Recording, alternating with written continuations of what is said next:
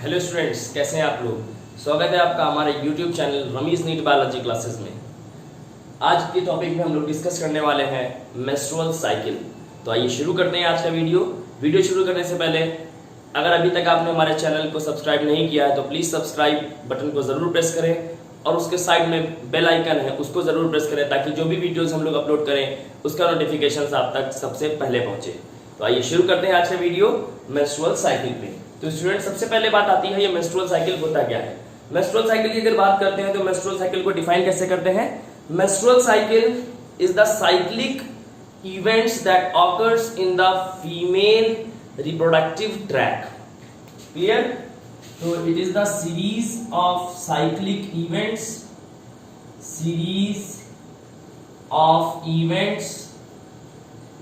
that occurs in the female reproductive tract। Female reproductive tract में होने वाले जो बदलाव होते हैं एक साइकिल को जो फॉलो करते हैं, यानी एक के बाद एक इवेंट होता चला जाता है। इस साइक्लिक इवेंट्स को हम लोग कहते हैं, इसके कॉम्बिनेशन को हम लोग कहते हैं मेंस्ट्रुअल साइकिल। तो reproductive tract is known as, इसको हम लोग क्या कहते हैं, menstrual cycle. This is known as menstrual cycle. Menstrual cycle starts कब होता है? It starts at puberty. ये कब शुरू होता है? ये प्यूबर्टी के समय स्टार्ट होता है। प्यूबर्टी फीमेल्स में 10 से 12 सालों में आती है, 10 to 12 इयर्स। और प्यूबर्टी होती क्या है? Puberty is basically the age of sexual maturity. Age of sexual maturity is known as puberty. उसके बाद जब हम लोग आगे बढ़ते हैं तो मेंस्ट्रुअल साइकिल स्टूडेंट्स, ये इसके पहले अपीयरेंस को हम लोग कहते हैं menarche. The first appearance of menstrual cycle is called menarche. First appearance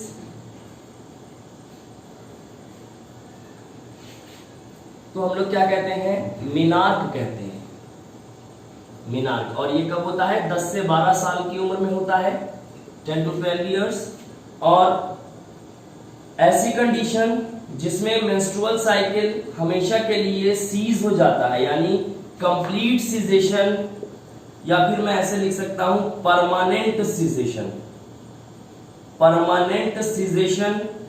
of menstrual cycle. This is known as, इसको हम लोग कहते हैं students menopause. This is known as menopause. और ये कब होता है? It occurs at the age of 45 to 50 years. ये 45 से 50 साल की उम्र में होता है। उसके बाद जब हम लोग आगे बढ़ते हैं तो मेंस्ट्रुअल साइकिल को 4 फेजेस में बांटा गया है। ये 4 फेज कौन से होते हैं? तो menstrual cycle is divided into 4 phases. 4 phase में बांटा गया है। पहला फेज जो होता है इसको हम लोग कहते हैं menstrual phase. This is known as menstrual phase. The second is, दूसरे फेज को हम लोग कहते हैं फॉलिक्यूलर फेज।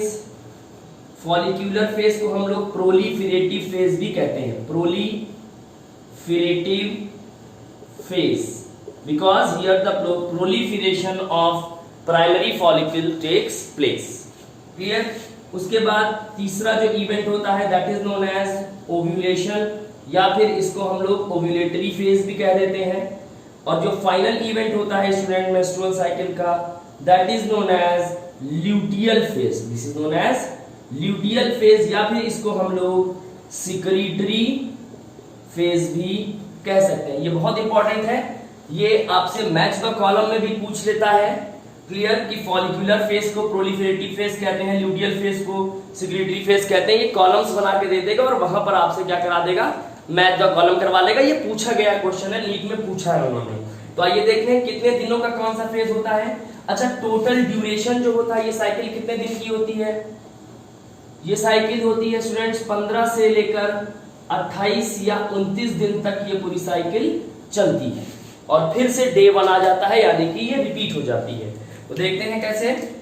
तो मेंस्ट्रुअल फेज जो होता है शुरू के जो 3 से 5 दिन होते हैं, third to fifth day of the menstrual cycle indicates menstrual phase, जबकि छठे से लेकर के 13वें दिन तक 6th to 13th day proliferative phase यानी फॉलिकुलर फेज रहता है। 14th डे, ये बहुत बार पूछा गया है, ओव्यूलेशन कब होता है, 14th डे में होता है। और फिर ल्यूटियल फेज जो आता है स्टूडेंट्स, ल्यूटियल फेज लगभग 15वें से लेकर के 28th या फिर हम लोग 29th डे भी इसको कह सकते हैं। और उसके बाद फिर से कौन सा फेज आ जाता है, मेंस्ट्रुअल फेज आ जाता है। तो आइए शुरू करते हैं। अब हम लोग एक डायग्राम की मदद से पढ़ेंगे, जो एनसीईआरटी में डायग्राम दिया हुआ है उसकी मदद से हम लोग देखेंगे क्या होता है। यहाँ पर मेंस्ट्रुअल साइकिल के डायग्राम को समझने से पहले यहाँ पर ये it is basically due to the hormones. ये साइकिल किसकी वजह से चलती है, हार्मोन्स की वजह से चलती है। और mainly the hormone which is secreted by the pituitary gland. Pituitary gland से जो हार्मोन रिलीज होते हैं ये ओवेरी पर काम करते हैं। उसके बाद ओवेरी से जो हार्मोन्स रिलीज होते हैं ये यूटेरस में काम करते हैं, और वो बदलाव हम लोग देख पाते हैं जो मेंस्ट्रुअल साइकिल में होते हैं। तो आइए स्टार्ट करते हैं। मेंस्ट्रुअल साइकिल के डायग्राम को हम लोग समझेंगे, जो एनसीईआरटी में दिया हुआ है। इस पर से बहुत बार लगातार क्वेश्चंस पूछे गए हैं। तो आइए स्टार्ट करते हैं डायग्राम। एक एक चीज बहुत ध्यान से समझना है, मुश्किल बिल्कुल भी नहीं है अगर आप स्टेप समझ गए तो आइए स्टार्ट करते हैं। देखिए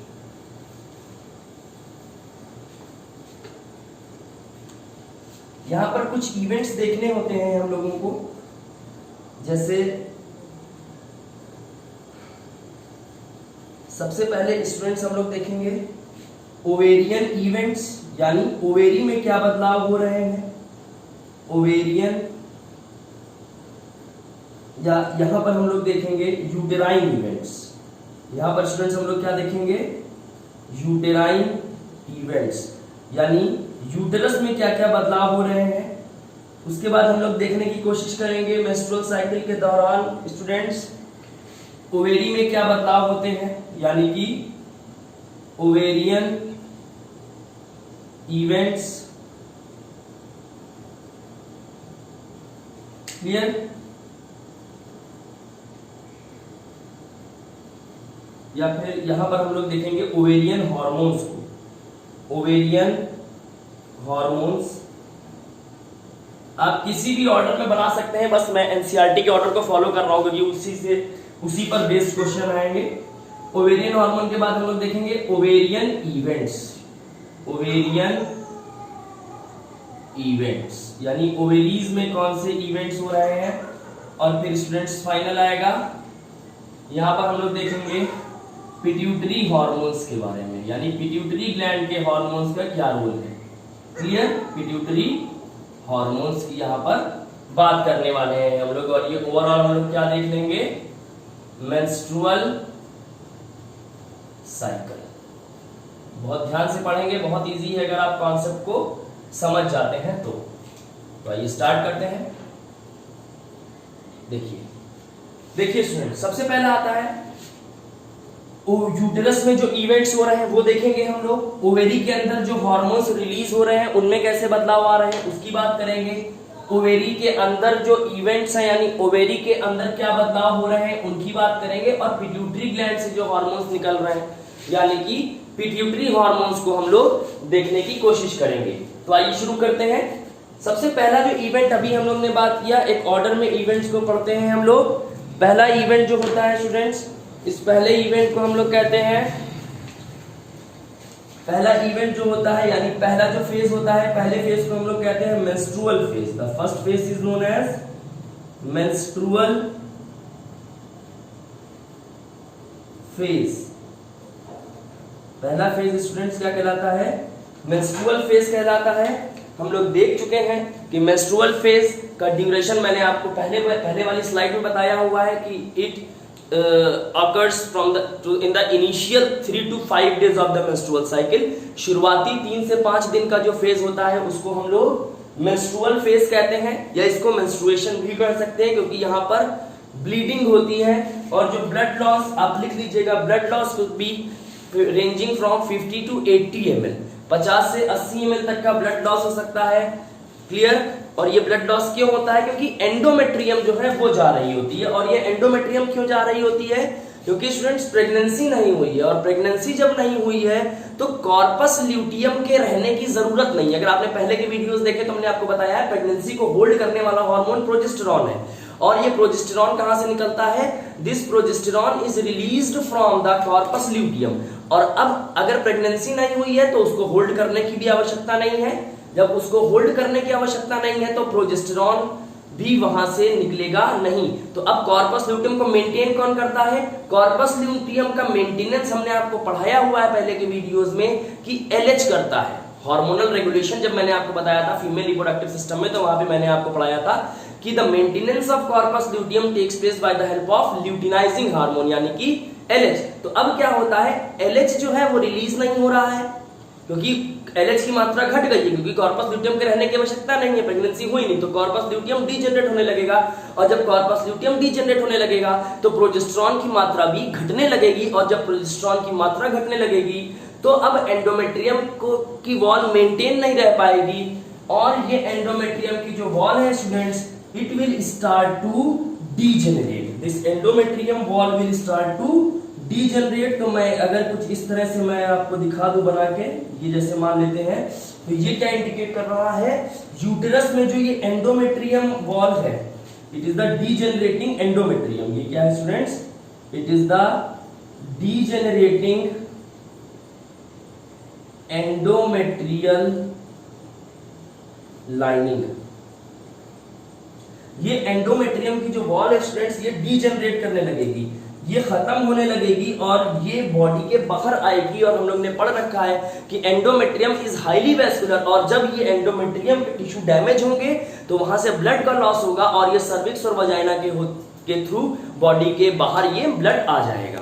तो अब क्या होगा देखिए, ये एंडोमेट्रियम, और ऐसा क्यों हुआ? क्योंकि जो प्रोजेस्टेरॉन है, जो ओवेरियन हार्मोन है, जिसको हम लोग क्या कहते हैं? प्रोजेस्टेरॉन कहते हैं, ये प्रोजेस्टेरॉन घट गया है। ऐसा क्यों हुआ? क्योंकि मैं यहां पे लिख दूं, लो प्रोजेस्टेरॉन जो है स्टूडेंट्स, प्रोजेस्टेरॉन जो है इट इज लो, ये घट गया है। प्रोजेस्टेरॉन घटा तभी एंडोमेट्रियम मेंटेन नहीं हो पाई, और इस वजह से एंडोमेट्रियम बॉडी के बाहर आ गई along with the unfertilised ovum. Ovum को लेकर के ये बॉडी के बाहर आ गई। और हुआ क्या था कि एलएच वगैरह जो है वो कम मात्रा में सिक्रीट हो रहा है पिट्यूटरी से। जो एलएच है और एफएसएच है ये कम मात्रा में रिलीज हो रहे हैं। तो आइए देखते हैं अब क्या होता है। तो अब इसमें तो ये हो गया, अब अगला फेज आने वाला है। तो अगला फेज क्या होता है? अगला फेज कौन सा है स्टूडेंट? जिसको हम लोग कहते हैं फॉलिक्यूलर फेज। अगला फेज कौन सा है? Follicular phase. ये अगला फॉलिक्यूलर फेज है। अब क्या होगा स्टूडेंट्स? अब ये जो घटे हुए प्रोजेस्टेरॉन की मात्रा है ये जाके स्टिमुलेट करेगी एंटीरियर पिट्यूटरी को कि भाई अब की तो क्या हो गया है, अब की तो ओवम फर्टिलाइज नहीं हुआ और वो बॉडी के बाहर जा रहा है, चला गया, कोई दिक्कत नहीं, लेकिन अगली बार भी तो फर्टिलाइजेशन हो सकता है। तो इस वजह से अगली बार के लिए हमको एक और फॉलिकल को मैच्योर करवाना पड़ेगा। किसमें? ग्राफियन फॉलिकल में। तो this progesterone will stimulate the low, आप लिख लीजिएगा इस बात को कि ये घटा हुआ प्रोजेस्टेरॉन जाएगा पिट्यूटरी को स्टिमुलेट करेगा और वहां से किसको रिलीज करवाएगा? ऐसा हार्मोन जो क्या करता है? जो फॉलिकल को मैच्योर करवाता है, यानी कि it will release the FSH. ये जाके स्टिमुलेट करेगा पिट्यूटरी को और पिट्यूटरी से क्या निकलेगा? एफएसएच निकलेगा स्टूडेंट्स। और ये एफएसएच क्या करेगा? This FSH will involve in the maturation of, ये किसका मैच्योरेशन कराएगा? प्राइमरी फॉलिकल का मैच्योरेशन करा देगा। अगर मैं थोड़ा सा बड़ा लिख दूं यहां पर, ये देखिए, ये प्राइमरी फॉलिकल का मैच्योरेशन कराएगा। कौन? एफएसएच। कौन काम कर रहा है यहां पर? एफएसएच काम कर रहा है। देखिए एफएसएच काम कर रहा है। प्राइमरी फॉलिकल बदलेगा सेकेंडरी, सेकेंडरी से टर्शरी, टर्शरी से धीरे धीरे करके ये फाइनली हम लोग क्या देख लेंगे? ये सेकेंडरी फॉलिकल आ गया, सेकेंडरी से टर्शरी फॉलिकल, और फाइनली स्टूडेंट्स क्या बन जाएगा? Graafian follicle. और इस ग्राफियन फॉलिकल के अंदर क्या पड़ा हुआ है? सेकेंडरी oocyte पड़ा हुआ है। तो मैं यहां पर लिख देता हूं, this is the Graafian follicle, this is the Graafian follicle, it is the matured primary follicle. और ये मैच्योरेशन किसने करवाया? एफएसएच ने करवाया। और हम लोग ने पढ़ा है कि फॉलिकल से क्या होता है, ये टर्शरी फॉलिकल, यहाँ पर अगर मैं इसको टर्शरी फॉलिकल मान लूं और टर्शरी फॉलिकल फाइनली किस में बदल गया? ग्राफियन फॉलिकल में। तो ये एफएसएच कहां से निकला था? ये पिट्यूटरी से निकला, एंटीरियर पिट्यूटरी से। क्यों निकला? क्योंकि प्रोजेस्टेरॉन की घटी हुई मात्रा ने एंटीरियर पिट्यूटरी को जाकर स्टिमुलेट किया कि भाई एफएसएच को रिलीज करिए, ताकि अगली साइकिल के लिए तो एक प्राइमरी फॉलिकल को मैच्योर कराया जाए। तो वहां से एफएसएच निकलता है और ये एफएसएच प्राइमरी फॉलिकल को ग्राफियन फॉलिकल में बदल देता है। और बेटा ये जो फॉलिकल्स हैं इनसे भी इनका अपना एक हार्मोन निकलता है जिसको हम लोग कहते हैं एस्ट्रोजन। तो यानी कि इस वाले फेज में क्या होगा students? In this second phase there will be increase in the level of estrogen. तो मैं ये क्या लिख सकता हूं? इंक्रीजिंग एस्ट्रोजन, क्योंकि ये जो फॉलिकल है, these follicles are releasing the estrogen। ये फॉलिकल्स अपने आप में क्या रिलीज कर रहे हैं? एस्ट्रोजन। और भाई ये फॉलिकल्स ओवेरी में है, ठीक है, ओवेरी में ही तो फॉलिकल होती है। तो भाई ये कौन से हार्मोन में आएगा? ओवेरियन हार्मोन में। तो ये ओवेरियन हार्मोन में आ गया और एफएसएच की मात्रा भी बढ़ती है और ये इसको मैच्योर करा देती है। अब देखिए क्या होता है स्टूडेंट्स, अब ये कौन से दिन में हुआ? ये देखिए ये शुरू के 3 से 5 दिन में हुआ, 3rd to 5th day. Clear? ये 6ठे से लेकर के 13वें दिन तक हो गया। क्लियर? और अब देखेंगे जब आगे बढ़ेंगे, अब देखते ही देखते कौन सा दिन आ जाएगा?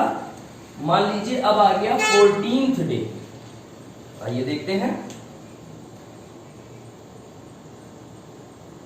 और इसने क्या किया? ये यहां पर थोड़ा बहुत क्या होगा स्टूडेंट्स? देखिए यहां पर थोड़ा बहुत क्या होता है स्टूडेंट्स? यहां पर ये रीजनरेट होना भी शुरू हो जाती है। कौन रीजनरेट होना शुरू हो जाती है?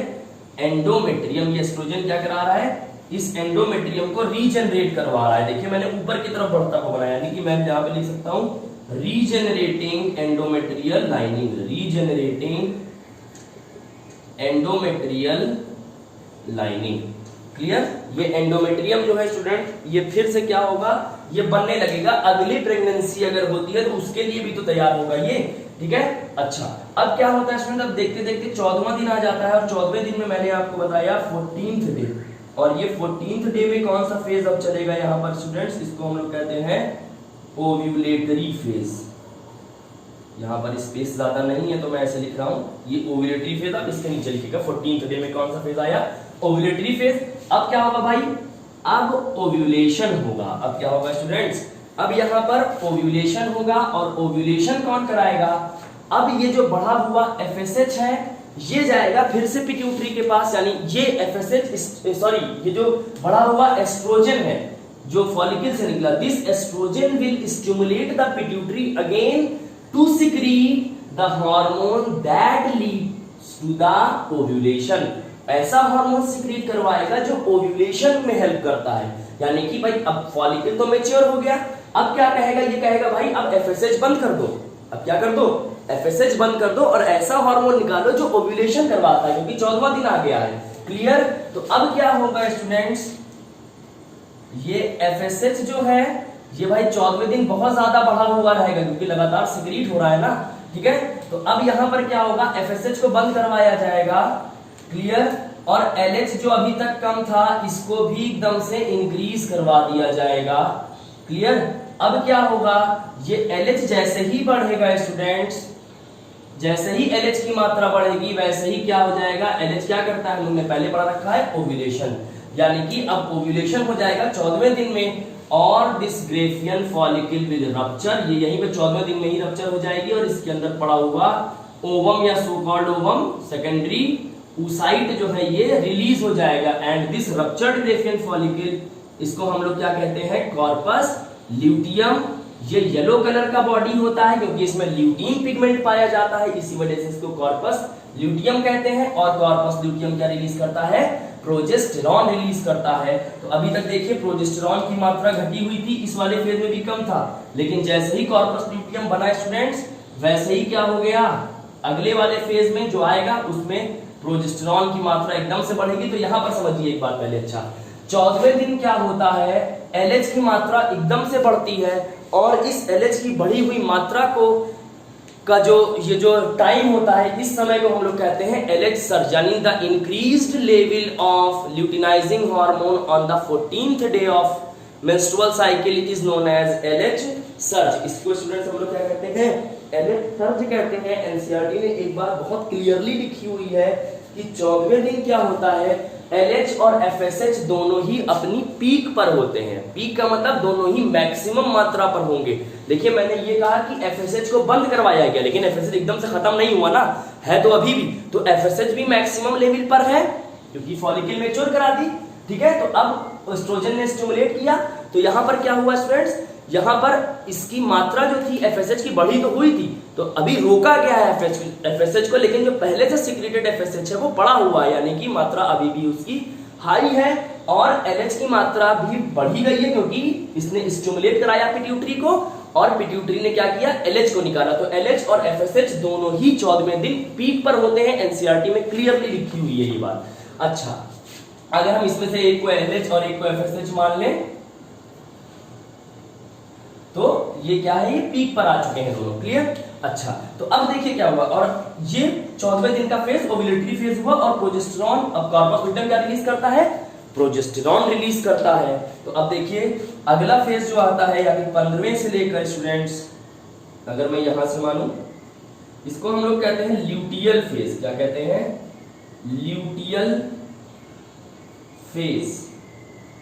इसको मैं यहां से शॉर्ट में लिख दे रहा हूं, this is the ovulatory phase, ये 14th डे में हुआ है, क्लियर। और ये कौन सा है स्टूडेंट्स, ल्यूटियल फेज। और ये ल्यूटियल फेज को हम लोग सिक्रीटरी फेज भी कहते हैं, because the secretion of progesterone take place from the corpus luteum. जो ये येलो कलर की बॉडी है, बहुत इंपॉर्टेंट है, जरूर ध्यान रखना है, क्लियर। अच्छा, और ये ल्यूटियल फेज कब से कब तक चलता है, 15वें से लेकर 28वें से 29वें दिन तक ये चलता है। अब देखिए जैसे ही कॉर्पस लुटियम बना, और कॉर्पस लुटियम क्या सिक्रीट करता है, प्रोजेस्टेरॉन सिक्रीट करता है, तभी हम लोग कॉर्पस लुटियम को सेमी एंडोक्राइन ग्लैंड भी कहते हैं, क्लियर। तो एकदम से देखिए ये प्रोजेस्टेरॉन की मात्रा बढ़ जाती है, और जैसे ही प्रोजेस्टेरॉन बढ़ता है, ये एंडोमेट्रियम वाला जो फेज है बेटा, ये एंडोमेट्रियम पूरी तरह से बन जाती है।